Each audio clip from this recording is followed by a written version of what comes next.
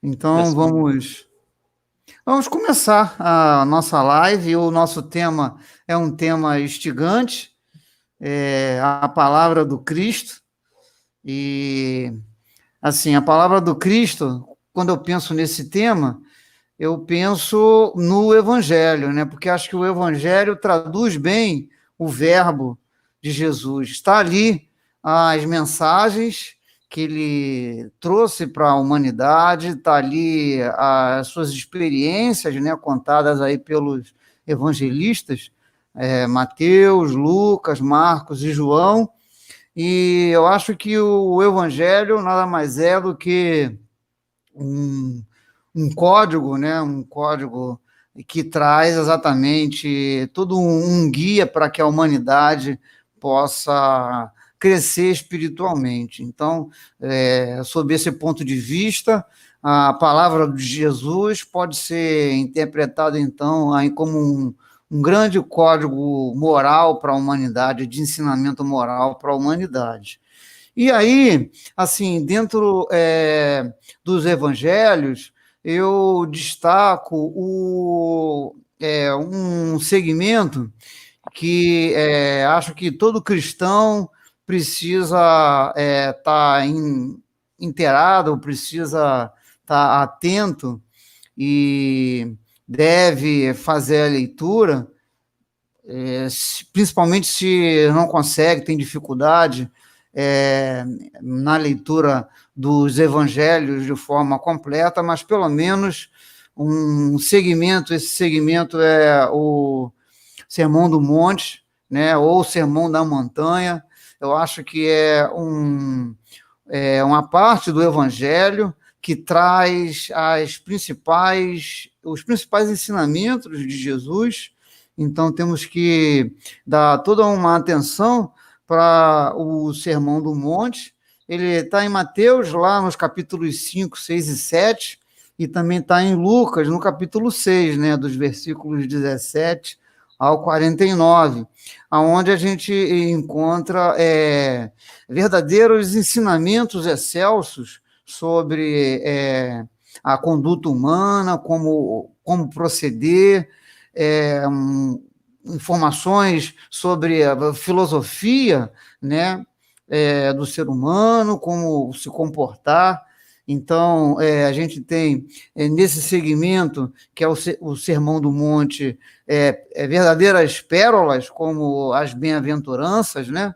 As bem-aventuranças não é o Sermão do Monte, muita gente às vezes pode achar que é isso, mas é uma parte, uma fração importante do Sermão do Monte ou do Sermão da Montanha. Então, as bem-aventuranças nos leva a uma série de reflexões, né? Bem-aventurados os misericordiosos, porque receberão misericórdia. Bem-aventurados os pobres de espíritos, né? Bem-aventurados os pacificadores, porque herdarão a terra. Então, são uma série de lições que o Cristo traz para a humanidade, em que eu acho que o cristão não pode perder. Além das bem-aventuranças, a gente tem a oração dominical, o Pai Nosso, que a conexão é uma forma como o Cristo nos ensina a fazer a conexão com o Pai, com Deus, né, soberanamente bom e justo. Então, isso está presente lá no Sermão do Monte. E antes de passar a palavra para o meu amigo Léo, que está só ouvindo a minha introdução, uma parte do Sermão do Monte que eu gosto muito é a que trata dos tesouros, né? Os tesouros no céu. Então, essa é uma parte em que Jesus nos ensina, né? Informando que devemos ajuntar tesouros, né, que a traça não come, que o ferrugem não corrói e que o ladrão não rouba, que são as virtudes que engrandecem e elevam o espírito, né? Porque aonde estiver nossos tesouros, aí estará os nossos corações. Então, para que a gente possa refletir, então, sobre as palavras do Mestre Jesus, e eu dou, assim, uma certa... faço uma certa referência e dou uma certa relevância para o Sermão do Monte. Não é à toa que o Gandhi falou que se houvesse desaparecido por algum motivo, né, se fosse perdido todos os ensinamentos espirituais da humanidade, mas se tivesse salvado o Sermão do Monte, a humanidade não estaria com o conhecimento espiritual todo perdido, porque a partir dele você poderia se reconstruir um novo conhecimento espiritual para a humanidade. Gandhi falou isso. Então, a gente tem que entender que o Sermão do Monte, enquanto palavra do Mestre Jesus, é uma questão que deve ser lida, né? Deve ser uma literatura obrigatória para os cristãos. Não é à toa que Kardec faz uma referência direta em 14 capítulos do Evangelho segundo o Espiritismo. 14 capítulos, os títulos dos capítulos são exatamente passagens do Sermão do Monte. E os outros 14 capítulos que formam, não são 28 capítulos que formam o Evangelho segundo o Espiritismo, eles fazem uma relação indireta ao Sermão do Monte. Na verdade, o Evangelho segundo o Espiritismo nada mais do que a análise, né, o tempo todo do discurso do Mestre Jesus, da palavra do Mestre Jesus e do seu verbo. Então, precisamos aproveitar essas referências e buscar, através do estudo, a compreensão do significado das palavras do Mestre. Fala aí um pouquinho agora, Léo. Não, você foi perfeito, Davi, fazendo essa abordagem num todo do que seria a palavra do Mestre. Vale lembrar que Jesus não escreveu nada, né? Ele não registrou nada. Foi sua vida e seu verbo que se fez ressoar até hoje, né? E esse tema, a palavra do Cristo, a palavra de Jesus, ele é muito válido, principalmente nesses momentos que estamos passando, né? Não só agora, como desde tempos passados, sentimos essa necessidade. Mas, infelizmente, nós, seres humanos ainda, nossos homens encarnados ainda, a grande maioria, só lembramos quando estamos sofrendo, né? Mas Cristo já falou há muito tempo. E vale lembrar que Jesus, quando ele veio nessa missão na Terra, já foi antecedido desde Isaías, desde anteriormente, nas antigas escrituras, essa promessa, esse profeta Isaías, que já anunciava há muito tempo que iríamos receber esse Emmanuel, esse Deus conosco, né? Então, quando João, no seu capítulo lá no início, ele diz que o verbo se fez carne, ele quis dizer que o amor de Deus, em pessoa, no formato de um homem, se fez presente entre nós.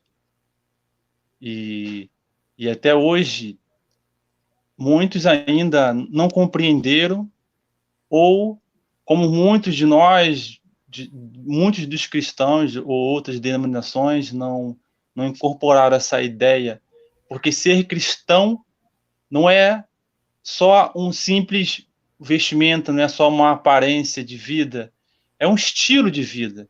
É você formatar todo o seu ser, todo o seu ego, você travar aquela batalha constante consigo mesmo.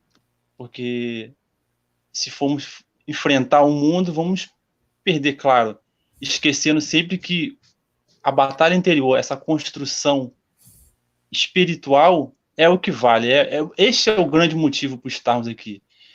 E se formos comparar igual uma escola, na escola você aprende com quem tem mais experiência, um professor, estou falando com um agora, né? Estou falando com um professor agora, acadêmico. Nós, alunos, vamos aprender com ele, uma pessoa que já passou por tudo, por todas as fases da escola, aprendeu, se formou, se especializou. Então, ali a gente vai extrair com alguém mais experiente do que nós, para seguir aprendendo conhecimento. E na vida é a mesma coisa. Jesus já passou por todas as etapas, nós espíritas já temos conhecimento, que ele já passou por diversas etapas e hoje está aqui, nos auxiliando, cuidando de cada um de nós e mostrando o caminho. E desde muito antes dele ter vindo, há 2000 anos atrás, seus antecessores, seus apóstolos, sempre já vinham avisando. Eu lembro também na Grécia, né, Sócrates, né, o conhecimento que ele trazia, que já era diferente daquele momento atual.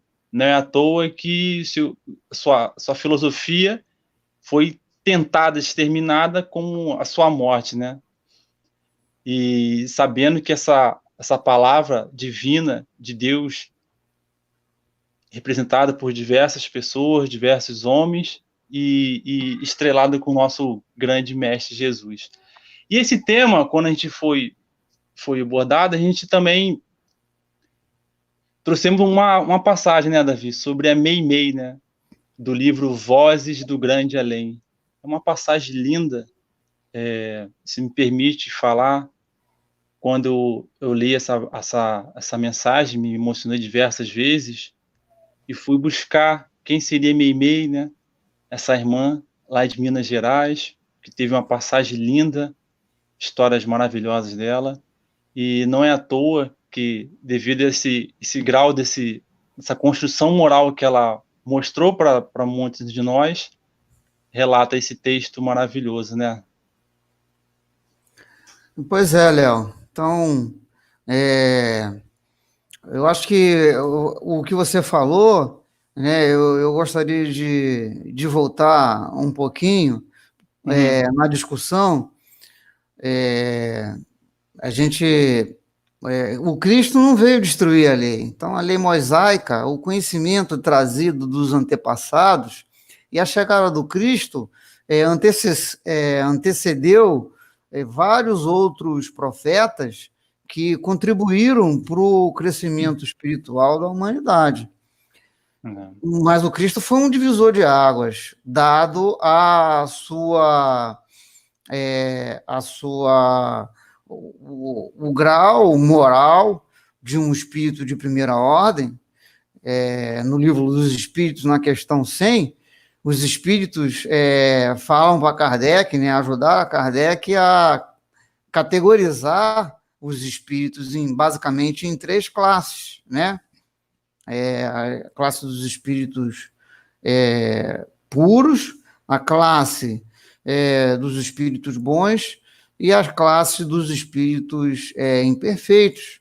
E o Cristo, ele está na categoria, na primeira categoria, né? na primeira ordem dos espíritos puros, que não necessitam mais da encarnação, ele encarnou enquanto missão, então veio para realmente trazer os ensinamentos para que a humanidade pudesse avançar do ponto de vista moral. O problema é que o cristianismo, o Cristo, ele, embora tenha ensinado, ele se julgava judeu, né? Ele era judeu. Ele não criou o cristianismo assim, do ponto de vista institucional, ok?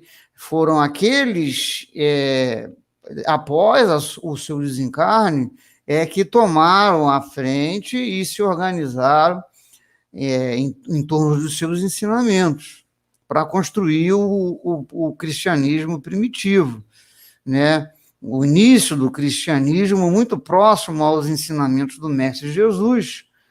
E a partir de um determinado momento, a gente sabe isso pela história, em que o Império Romano seduziu alguns sacerdotes da Igreja Antiga E aí começou-se a distorção dos valores cristãos mais natos, né, trazido pelo mestre. Né? Houve um período dessa associação lá com Constantino, por volta do ano 500, e isso repercutiu durante muitos séculos à frente, porque a igreja e seus sacerdotes foram se misturando com o poder político e se corrompendo de certa forma.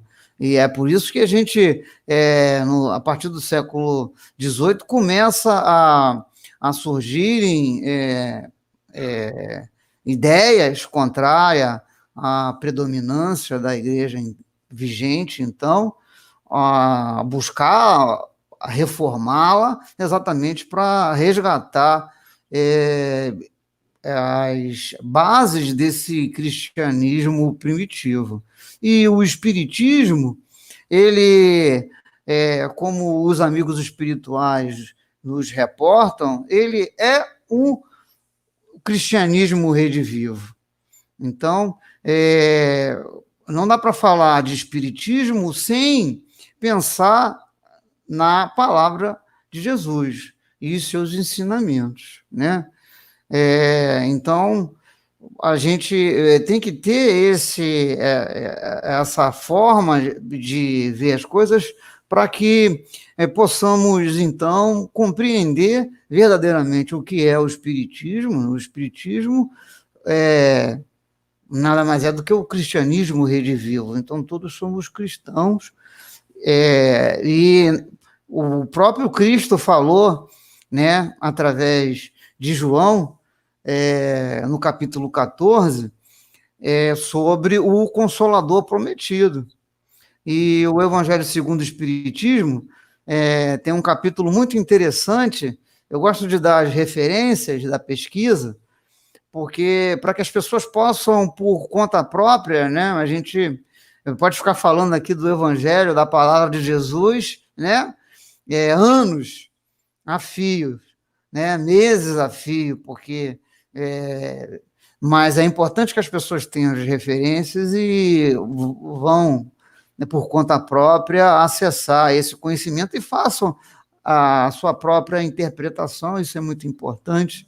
Então, lá no Evangelho de João, traz a questão aí do Consolador prometido, e o Espiritismo, efetivamente,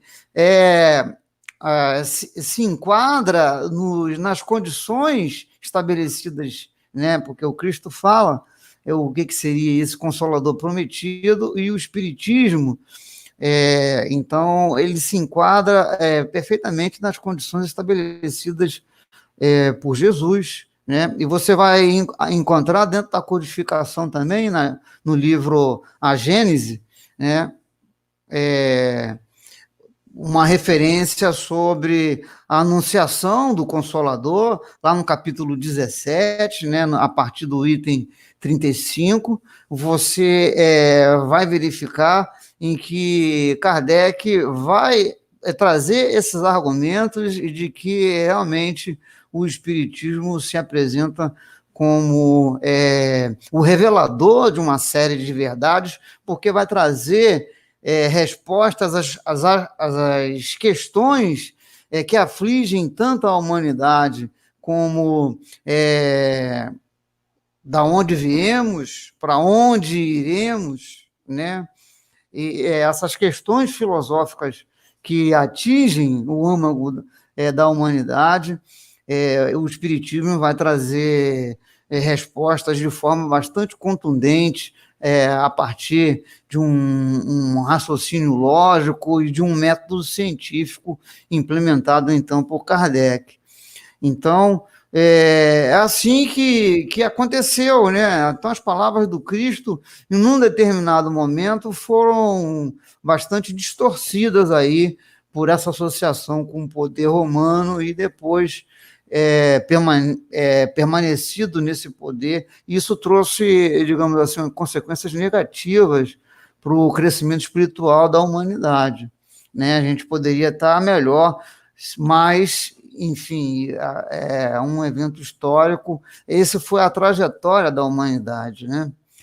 Ainda bem que a gente chegou a um ponto em que nos foi permitido, a partir, certamente, dos anjos enviados por Deus, para que a doutrina surgisse e revelasse importantes verdades que consolidam os ensinamentos do mestre.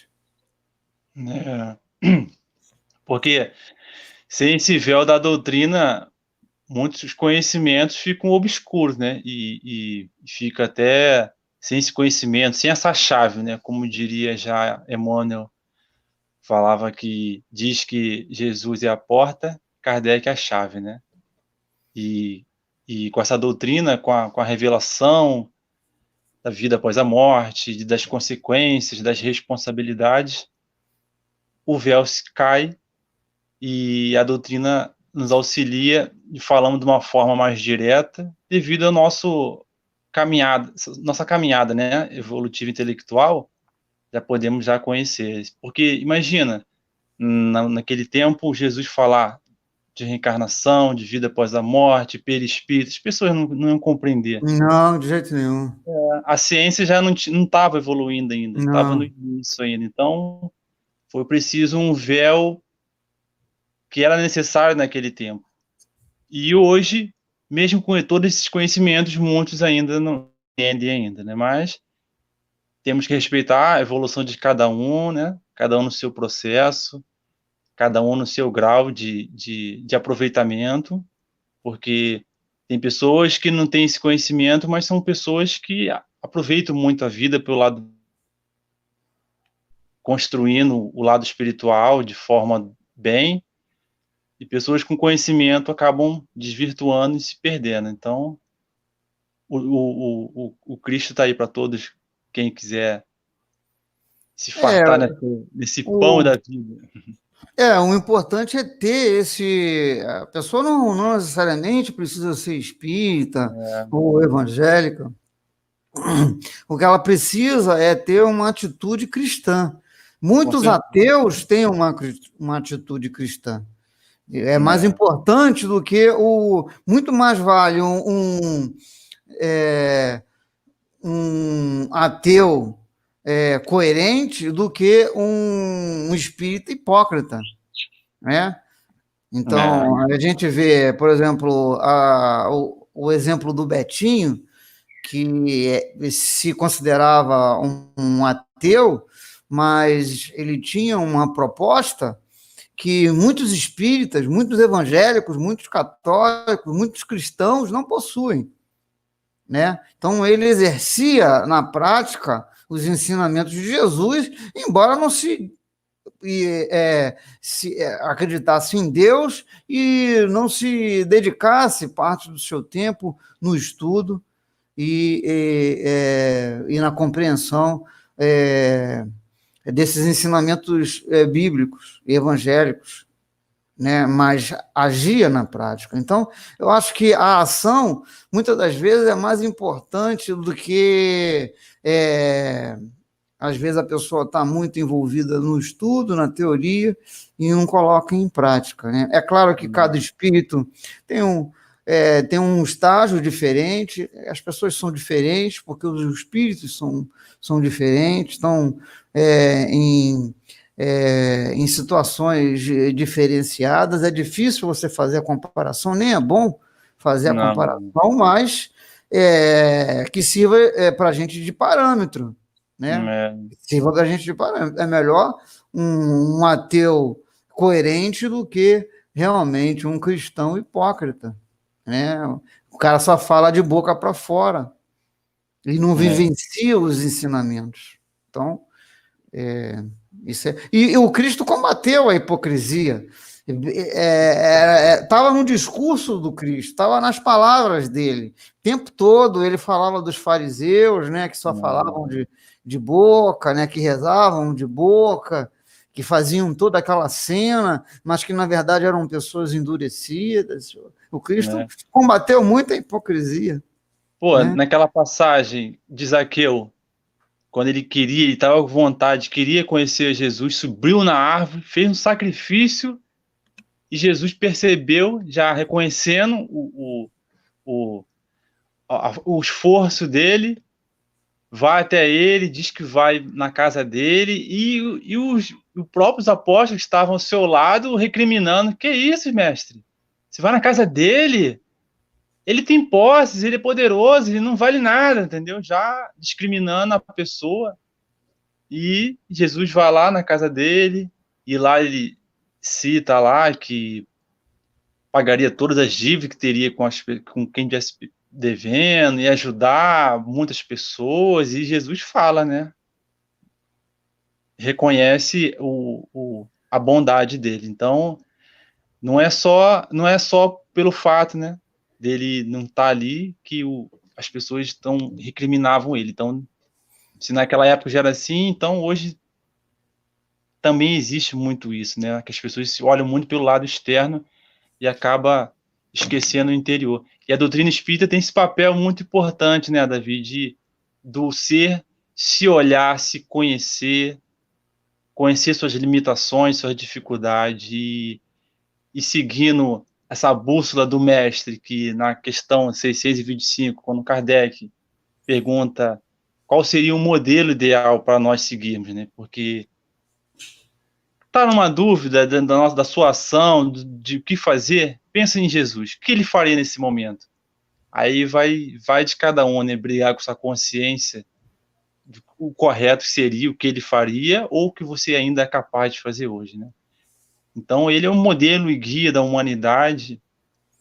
Ele é o futuro da humanidade, porque nós não estamos no degrau ainda, mas chegaremos lá, porque a doutrina nos ensina isso, que é um processo, não é uma fórmula mágica, é totalmente meritório, né? Você conquistando com suas lutas, enfrentando suas dificuldades, porque todos nós estamos aqui, estamos passando por diversos momentos, e quando, no caso de hoje, se ressoa um grande alarde mundial, cada um vive sua crise interna, né?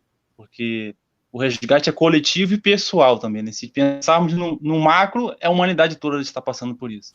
E no micro, cada um no seu impasse, na sua luta, na sua dificuldade. E sem essa bússola, é difícil você seguir. Se você não tiver nada construído espiritualmente, equilíbrio, paz, dificilmente você consegue, né, Davi? Dificilmente você consegue viver, porque o lado material, por mais que você alcance, busque, ele não vai satisfazer o espírito.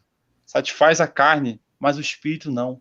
E é por isso que vemos muitos se perdendo, buscando essa sensação do poder e não vão chegar nunca, né? Não moldar o seu desejo. A palavra de Jesus é toda ela É, baseada no crescimento espiritual. É a priorização do espírito em detrimento da carne, com né, certeza. da matéria. E isso está presente o tempo todo no discurso de Jesus. Então, eu fico pensando, fazendo cá com meus botões, né?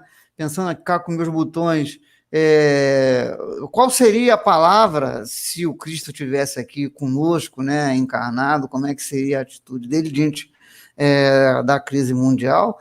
E eu fico com a sensação de que ele estaria numa postura de fraternidade, né, usando todos os recursos possíveis para sempre ajudar as pessoas, porque ele sempre colocou o amor como uma lei maior, né?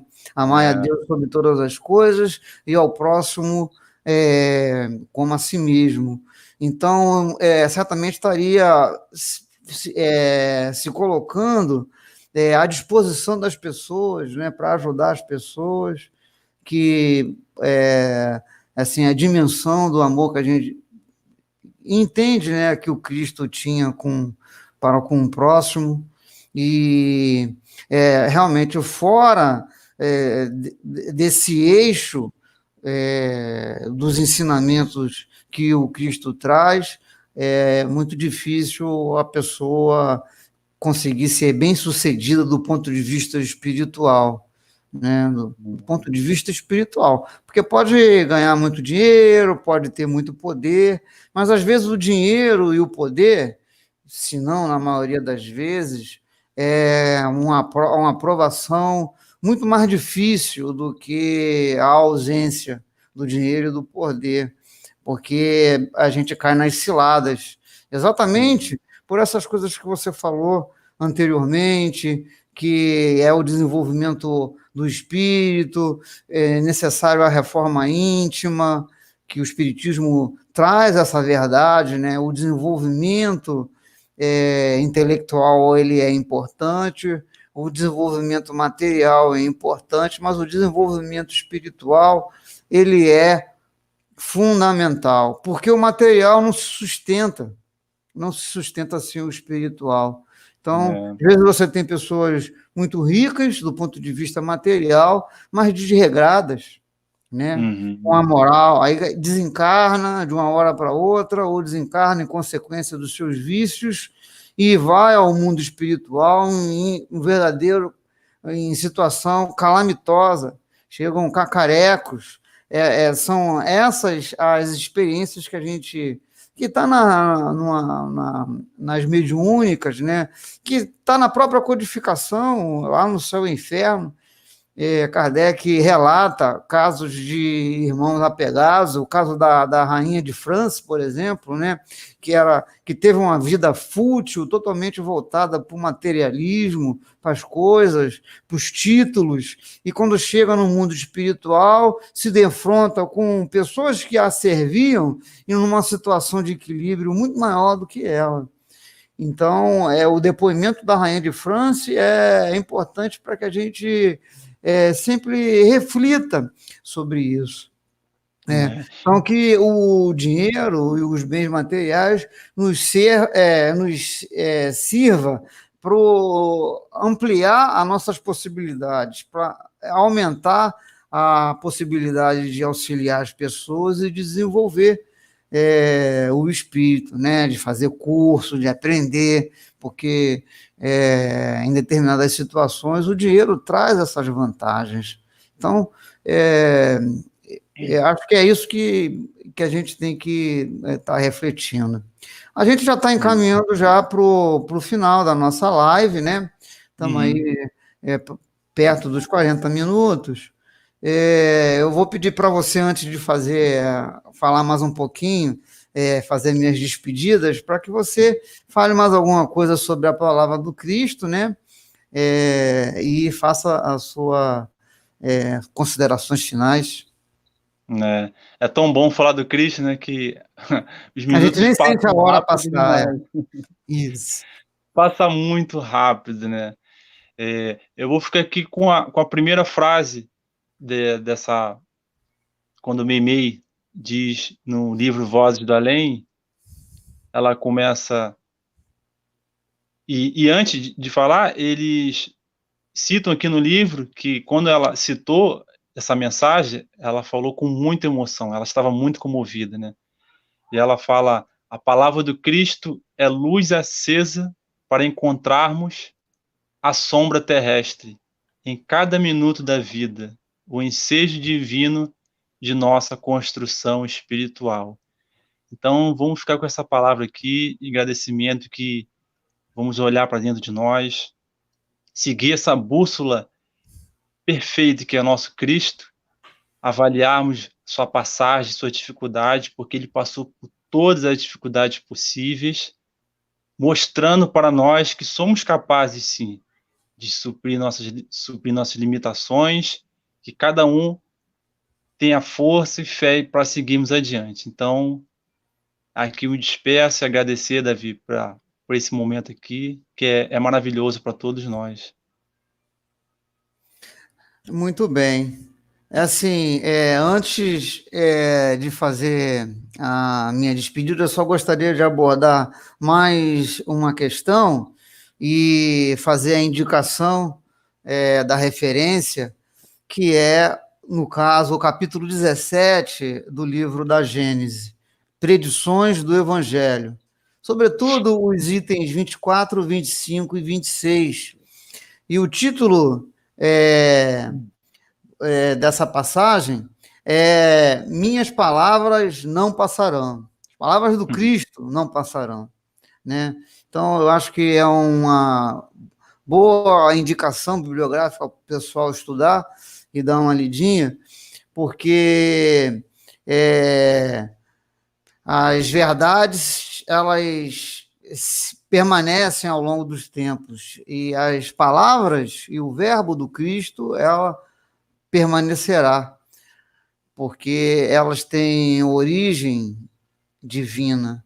Então, o Cristo trouxe para todos nós esse código moral, então que a gente observe no estudo dos evangelhos e dos próprios livros da codificação espírita, o código moral trazido pela palavra do Cristo, porque o homem, como eu falei anteriormente, desvirtuou, distorceu muito das palavras do Cristo, mas aquilo que é verdadeiro, aquilo que é a verdade divina nas palavras do Cristo permanecerão ao longo dos tempos, né? Passará pelo crivo da ciência, como o Kardec faz referência, né, que a fé é verdadeira, né, aquela que resiste, né, que encontra, que defronta com a ciência e sobrevive ao longo dos tempos. E a palavra do Mestre Jesus certamente passará ao longo dos tempos, pois é a própria mensagem de Deus para que a humanidade cresça e avance do ponto de vista espiritual. Então, meus amigos, é isso. Que possamos pensar nos ensinamentos do Mestre Jesus, né, no seu ensinamento maior e excelso, seu mandamento maior, que é amar a Deus sobre todas as coisas e ao próximo como a si mesmo. Eu não canso de repetir essa frase do mestre, e que possamos, então, seguir aquilo que o Espírito de verdade deixou para nós lá no Evangelho, que é amar uns aos outros, né? Espíritas, amai-vos uns aos outros e instruí-vos. Precisamos estudar e precisamos aplicar esse amor em nossas vidas, porque aí transformaremos a humanidade, a nossa sociedade, numa sociedade mais fraterna, mais solidária, e certamente, através do nosso crescimento espiritual, toda a sociedade avança também. É isso, perfeito, pessoal. Mais alguma consideração, Léo? Temos aí meio segundo. Só repetir a frase que você falou, né? Que Jesus resumiu o Antigo Testamento todo nessas frases, né? Amar a Deus sobre todas as coisas, né? E o próximo como a si mesmo, né? Esse é o nosso futuro, e não existe fórmula mais segura do que esta. É o caminho, a verdade e a vida, né? Jesus é o nosso caminho, a verdade e a vida. Então, meus irmãos, que estamos encerrando aqui a live, vai estar disponível no Facebook, quem puder aí, quiser assistir novamente, possa então fazer o uso, entrar em contato com a gente, porque na próxima terça-feira estamos aqui de novo, nesse mesmo horário, não é isso, Léo? Para falar sobre espiritismo, ok? E discutir temas interessantes. Então é isso. Fiquem com Deus e boa semana para todos. Tchau, tchau. Fiquem com Deus. Tchau, tchau.